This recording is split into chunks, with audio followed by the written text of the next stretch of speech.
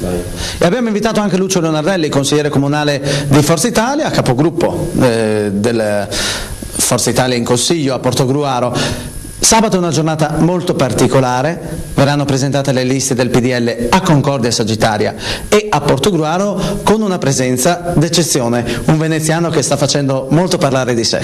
Direi in effetti che è una giornata eccezionale, perché appunto avremo con noi il ministro Renato Brunetta, che giustamente è sicuramente uno dei ministri, diciamo, se non forse il ministro più in voga, se vogliamo, quello più con maggiori anche consensi a livello nazionale rispetto al governo Berlusconi, ed è una presenza importante che ci fa onore e ci gratifica. Interverrà appunto dapprima a Concordia Sagittaria alle 11 alla presentazione della lista e del candidato sindaco Guarin, poi nel pomeriggio alle 16 sarà presente all'Hotel Spessotto, dove ci sarà la presentazione ufficiale della lista del PDL di Portogruaro, dei candidati della nostra lista, che come è noto appoggia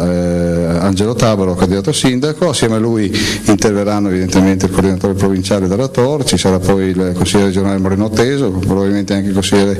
Stivalle e credo anche, sicuramente, almeno ha confermato la sua presenza, anche il senatore Paolo Scarpa, quindi sarà anche un momento importante sotto l'aspetto politico, anche viste le presenze che anticiperanno peraltro la giornata del 12, perché avremo anche a Portovecchio, se non sbaglio, c'è il governatore. Sì, la manifestazione, appunto dicevo, con il governatore del Veneto Giancarlo Galan, quindi si tratta di due momenti, quello di domani, di sabato, e quello di martedì, estremamente importanti per noi, per il PDL, per la città di Portogruaro e